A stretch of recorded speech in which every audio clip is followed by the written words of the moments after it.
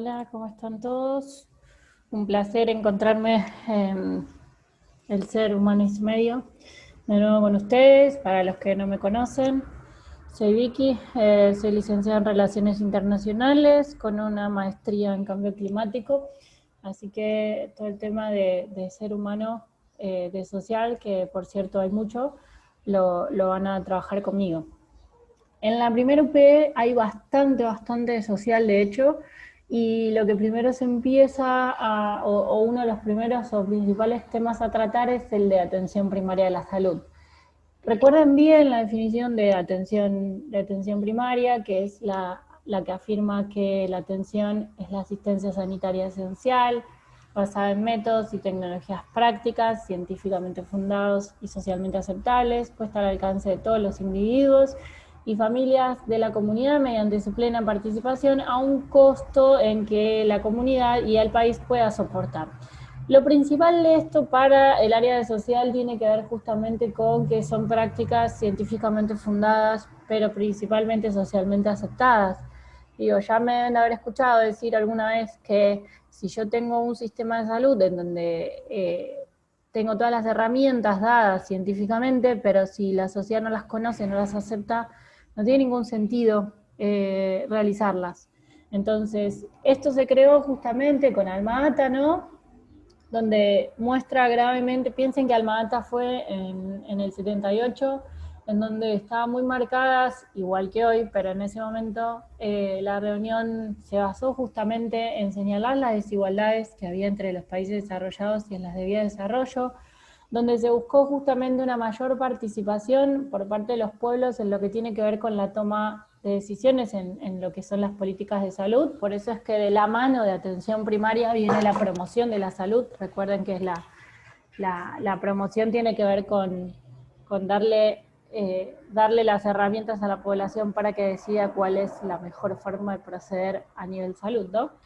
Y también, y esto es lo importante, es que en Alma Ata se reconoce que son los gobiernos los que deben de cuidar la salud de los pueblos y adoptar todas las medidas. Ese era el objetivo, digamos, del 2000. Claramente nunca llegamos a concretizarlo, de hecho empeoró la situación, pero es importante reconocer cuáles son las características de la APS, cuáles son los atributos básicos de atención primaria. Primero, la accesibilidad, y esto tiene que ver con la provisión eficiente del servicio sanitario. ¿En relación a qué? Bueno, en relación a las barreras organizacionales que tienen que ver con la parte económica principalmente, pero culturales y emocionales también. Digo, las cuestiones culturales tienen que estar presentes, deben de estar presentes. No es lo mismo tener un sistema de salud en una población del occidente que del oriente, donde las mujeres muchas veces no tienen acceso, o una cuestión por religiosidad, donde los estados son religiosos. Nosotros en Argentina tenemos un estado laico, entonces no tenemos ese problema. Sin embargo, todavía hay legislaciones como por ejemplo la del aborto que se sigue discutiendo. Digo, hay un montón de cuestiones que tienen que ver con la accesibilidad, ¿no? La segunda es la coordinación, y en la coordinación estamos hablando sobre las acciones y los esfuerzos de los servicios de atención primaria. ¿Qué quiere decir esto? Que tienen que estar coordinados, que si yo tengo un sistema de salud con 3 niveles, primario, secundario y terciario, y en algunos casos decimos que hay un cuaternario, si yo no tengo bien distribuidos los niveles, lo que sucede es que colapso los sistemas, colapso los niveles. ¿Por qué? Porque no tengo un sistema primario y entonces mando a todo el mundo por una gripe a un intermedio o a un terciario. Entonces, ¿qué pasa? Quito recursos que realmente son necesarios para otro momento. Otra de las características que tiene que ver con la APS es la integralidad, y en este caso estamos hablando de la capacidad de resolver la mayoría de los problemas de salud. Piensen que atención primaria debería, en un modelo ideal, estar resolviendo alrededor del 90% de los problemas de salud. Ustedes después me dirán, Vicky, esto no pasa. Claro que no pasa. Nosotros, y eso que Santa Fe se ha caracterizado por ser un sistema de salud muy organizado, que por ejemplo en el comienzo de la pandemia ayudó mucho. ¿Por qué? Porque los centros de salud estaban tan ligados a los barrios y había tanto conocimiento del personal que trabaja en los centros de salud como en los barrios, que había un conocimiento y un contacto directo con esa población. Claro está que no siempre están todos los recursos, que no siempre tenemos el personal suficiente, sobre todo ahora uno ve esas falencias y se puede llegar a entender de que si tuviésemos un sistema de atención primaria, como dice ahí, un 90%, bueno, claramente podríamos tener o no tener tan colapsados otros niveles, ¿no? Y la cuarta característica es la longitudinalidad, y en este caso estamos hablando de lo que son los seguimientos de los problemas de salud. ¿Qué quiere decir esto? Que yo tengo que ser consciente, yo médico, ustedes futuros médicos, tienen que ser conscientes de que si están atendiendo a un paciente, haya una interdisciplinariedad, no es solamente el médico que atendió a ese paciente en ese momento determinado el que conoce el caso, sino que por el contrario, hay otros profesionales envueltos o que deben de estar envueltos. ¿Por qué? Porque si yo tengo un mismo paciente que viene 3, 4, 5 veces por la misma cuestión, entonces, o por la misma enfermedad, claramente hay otra situación que yo tengo que revisar, que tengo que controlar. Básicamente la APS es una estrategia de transformación de lo que es el modelo asistencial, ¿sí? Basado en 3 pilares, y esto es muy importante, basado en la eficiencia, es decir, que esto que decíamos, la cuestión de que se ocupe de esta cantidad de llegar a atender a un 90% de los problemas de salud, pero también de la eficacia, ¿sí? Que sea un sistema que sea eficaz, que sea controlado, que no tenga solamente gente que viene para todo, pero no tenga respuestas. El sistema debe de tener respuestas, esa es la eficacia. Y el tercero, y no menos importante, es la equidad. La equidad no es igualdad, hay mucho cuidado con esa definición. La equidad es darle más a quienes más necesitan y no darle a todos por igual. Por eso es importante la discriminación que hacemos o la diferencia que hacemos de niveles y de sistema público y particular en Argentina y principalmente en Santa Fe, porque justamente lo que se busca con este nivel primario es que llegue a la mayor cantidad de gente que no tiene recursos y que no tiene otra forma de atención. ¿Qué pasó? Esto se da todo en un contexto en donde, ¿por qué surgió Alma Ata y por qué surgió la APS? Bueno, se da en un contexto en donde la salud estaba pensada como una ciencia política y no como una ciencia sanitarista solamente. Entonces, lo que se buscaba desde la OMS era promover conferencias tanto a nivel internacional como a nivel regional que dieran cuenta de los objetivos que se plantearon en Alma Ata sobre APS, ¿no? Y esa conferencia internacional, de alguna manera, trajo muchas imágenes mentales sobre lo que la gente pensaba que era APS. Mucha gente pensó que solamente era la prevención o la promoción de la salud, mientras que por la definición que vimos, por los objetivos que tiene y por las características que tiene, es mucho más que la prevención de la enfermedad o la promoción de la salud, ¿no? Es una integralidad mucho más compleja. ¿Qué pasó? Llegamos a los años 80, en donde tenemos un nuevo orden, nos está planteando un nuevo orden económico internacional. En ese momento la OMS y la OPS a nivel regional, la Organización Panamericana de la Salud, pretendían que ese orden nuevo económico sea de un sentido o con un tinte mucho más social, mucho más solidario y de servicios. Pero ¿qué pasa? En estos años 80 empezamos a tener grandes crisis económicas, producto justamente de los conflictos que devienen de finales de los 70 y la caída de lo que se llamó el sistema Bretton Woods, que era el sistema económico que funcionaba hasta ese momento. Entonces, acá es el Banco Mundial el que desbanca y corre a la OMS del protagonismo, y lo que hace el Banco Mundial junto con el FMI, en lo que mucho más adelante, fines de los 80, y esto lo deben haber escuchado ya, lo deben haber estudiado, ¿no?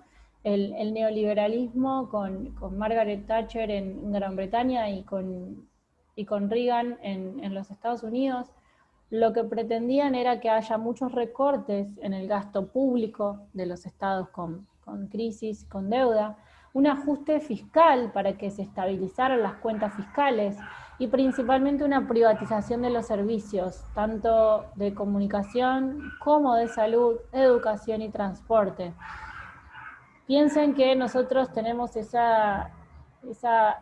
la mejor expresión en los años 90, ¿sí? Con Menem como presidente, que justamente lo que hace es privatizar mucho de los servicios, hay un colapso importante en lo que es salud, en lo que es educación, transporte a nivel nacional, y lo que plantea básicamente el Banco Mundial junto con gran consenso de Washington es justamente que Alma-Ata es utópico y es inviable.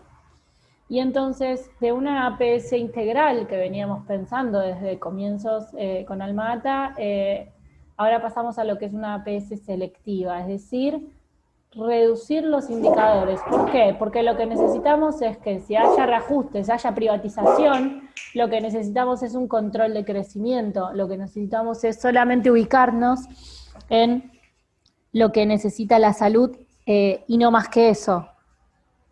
Entonces, lo que se busca con esta APS selectiva, básicamente, es no atender a todo el mundo, sino atender a cuestiones muy determinadas. ¿Qué es lo que trae consigo este consenso de Washington y esta APS selectiva? Subordinarse a las leyes del mercado, ¿sí? La salud se va a supeditar a las leyes del mercado. Esto no trajo que haya menos diferencias, sino que por el contrario, existan mayores diferencias. Y lo que vino aparejado o vino de la mano también fue con lo que se llama la regulación y la flexibilización laboral. Sí, aparece, nosotros lo vamos a ver en una de las UP más adelante, pero aparecen lo que se llaman las villas miserias. ¿Sí? ¿Por qué? Porque queda mucha gente sin trabajo, no hay forma de pagar los servicios y entonces aparece la falta justamente y mucha gente en condiciones de indigencia, no de pobreza. Y en los 90 es cuando aparece Seattle, la conferencia de Seattle, en donde lo que se busca básicamente es el inicio de nuevos movimientos mundiales, buscar contra el liberalismo completamente. Y junto a Seattle se dan varias, ¿no? Se dan Davos, viene Niza, y la idea era proponer una nueva Alma-Ata, y en este caso ya no era una conferencia de los gobiernos, sino que era una conferencia de los pueblos, ¿sí? Donde aparece justamente la Declaración de los Pueblos. ¿Qué se buscaba en estas conferencias, en estos años 90? Bueno, básicamente los principios de la APS universal, ¿no? Que incluyeran los principios que habían estado en Alma-Ata. Y además de esos principios de Alma-Ata, lo que se agrega es justamente un enfoque mucho más equitativo, volvemos otra vez al concepto de equidad, pero también participativo e intersectorial, entendiéndolo como que hay ejes en donde se necesita la participación de distintos organismos o distintas, vamos a decir, sujetos dentro de la sociedad, sean organizaciones no gubernamentales, sean las mujeres como las principales educadoras de los niños, sean diferentes organismos dentro de los estados, y lo que se busca entonces es centrarse en lo que es el desarrollo económicamente sostenible, ya no pensando en un desarrollo económico meramente productivo, sino sostenible y principalmente la paz.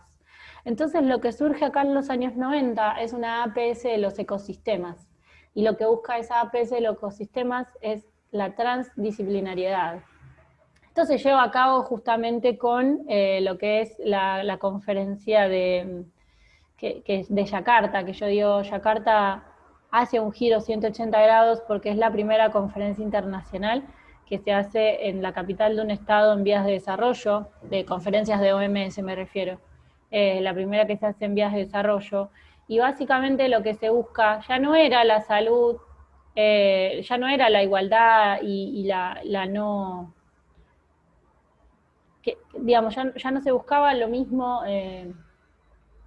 que no existieran, se reconocen las desigualdades, ¿no? Pero lo que se busca es una salud para todos, para el siglo XXI. Y ya no se pone como el año 2000 como objetivo, claramente porque estamos a 3 años de cumplir el objetivo y cada vez estábamos más lejos. Entonces lo que se buscaba A partir de acá, de los años 90 y Yakarta, digamos, Seattle, Davos, Niza y ahora Yakarta, lo que se busca es la salud para todos de forma equitativa. Ese es el concepto clave dentro de estas conferencias. ¿Por qué? Porque los estados deben organizar sistemas universales, pero que incorporen a la salud como parte esencial del desarrollo. Y en este sentido, equitativas tiene que ser justamente pensando en esa parte de las poblaciones y esa parte de la sociedad que más necesitan el acceso a una salud pública porque no tienen otro recurso. Entonces acá lo que se apela es una ética de la salud, una conciencia ética de la salud y que se reconozca como derecho. Y al reconocerlo como derecho, se establecen obligaciones, ¿sí? Obligaciones por parte del Estado, obligaciones por parte de la población, obligaciones por parte de los sectores privados. ¿Sí? Se incorpora la salud como parte esencial del desarrollo de las poblaciones. ¿Sí? Empieza a estar desde el centro de las políticas de Estado, cosa que no estaba en los años del neoliberalismo, ¿no?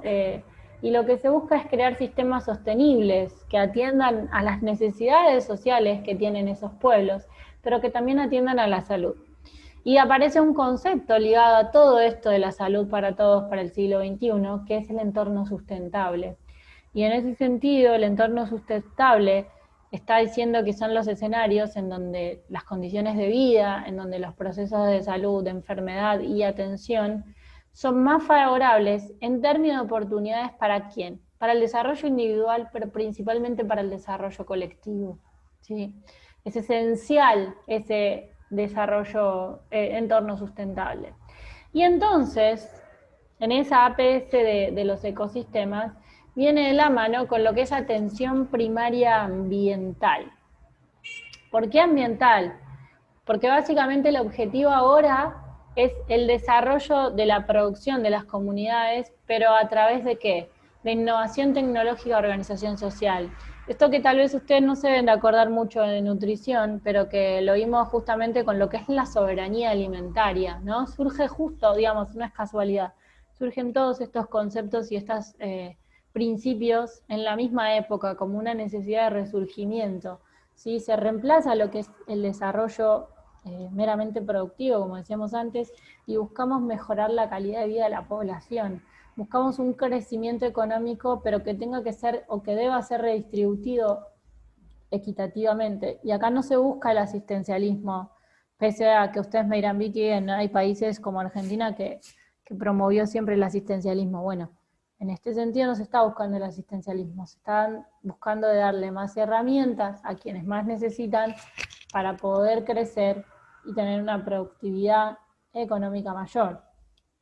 ¿Qué se busca? Se busca que las comunidades se organicen y apliquen técnicas. ¿Para qué? Para proteger los recursos y principalmente el ambiente natural. Se empieza a entender que la salud no es solamente la falta de enfermedad de los individuos o el bienestar, sino que también empieza a aparecer la idea de que la salud va de la mano de un ambiente saludable. Y que si yo estoy en un medio ambiente saludable, voy a tener condiciones favorables para la salud de la población. Acá la OPS básicamente se la piensa como una estrategia preventiva y participativa, en donde se reconocen todos los derechos humanos y que tengan acceso a un ambiente saludable y agradable. Y, por ejemplo, UNICEF hace claro un concepto que es el desarrollo basado en la comunidad a fin de lograr una vida sostenible. Entonces el kit acá, el centro principal es la vida sostenible y sustentable. Sí, es verdad que necesitamos de espacios, básicamente, en donde no se va a ver bien, bueno, después se lo saco así lo ven bien, pero donde de alguna manera necesitamos de espacios en donde se puedan construir condiciones de vida y desarrollo, en donde la cultura de tanto la vida cultural como la salud sean y son definidos dentro de OMS y principalmente nuestra región de la OPS como una función esencial de lo que es la salud pública. Y la salud pública lo que implica justamente es un mantenimiento, un marco ecológico saludable, indispensable ¿para qué? Para la promoción de la salud, que esté esté vinculado de alguna manera con las políticas que promuevan y aseguren un medio ambiente saludable. Y en este medio ambiente saludable lo que necesitamos entonces es una economía, por eso decía yo recién les nombraba lo de la soberanía alimentar, una economía desarrollada en pos de la protección del ambiente y no en la mera productividad. En energía y en transporte, buscar, nosotros no lo vamos a ver hoy, lo vamos a ver en otras UPs, pero cuando hablemos de contaminación ambiental, una de las cuestiones es buscar energías alternativas. Hoy la conferencia de París es muy clara con esto, es buscar energías alternativas porque las condiciones no están dadas, sino. Y una cuestión importante entonces es que aparece la salud ambiental, como decíamos, es una temática muy compleja y muy amplia, pero que claramente encontramos dentro de lo que son el marco internacional como dos corrientes que se van a ocupar de las diferentes cuestiones.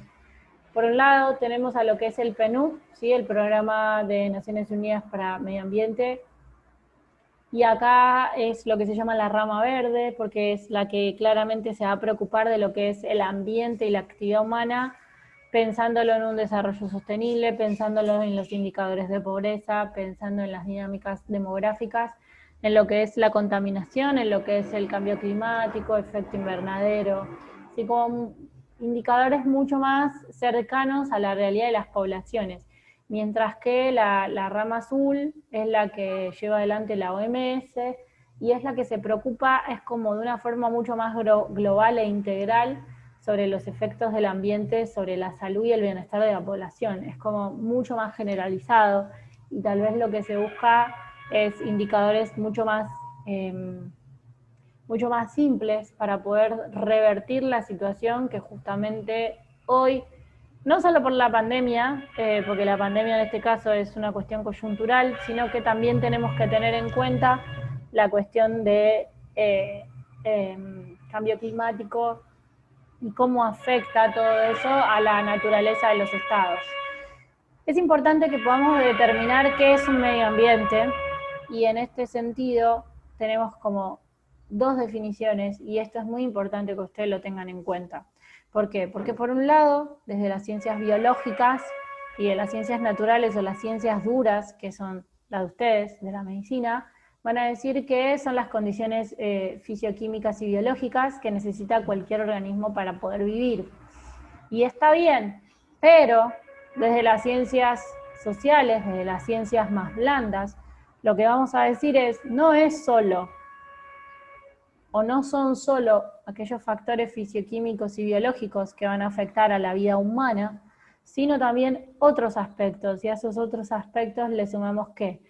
Los principios culturales, los políticos, los históricos, los científicos. Un medio ambiente va a estar determinado por todos estos principios, si no, no sería medio ambiente, ¿no? Y en relación al ambiente, los más vulnerables y aquellos que tienen mayores dificultades dentro de este sector son los niños. Los niños son los que necesitan tener un ambiente más saludable que los adultos. ¿Por qué? Porque son los más vulnerables. Son quienes corren mayores riesgos justamente y donde estos niños nacen y crecen, y que es en nuestras casas y en nuestras ciudades, es a veces donde están expuestos a mayores riesgos. ¿Cuáles son estos riesgos modernos que le llamamos?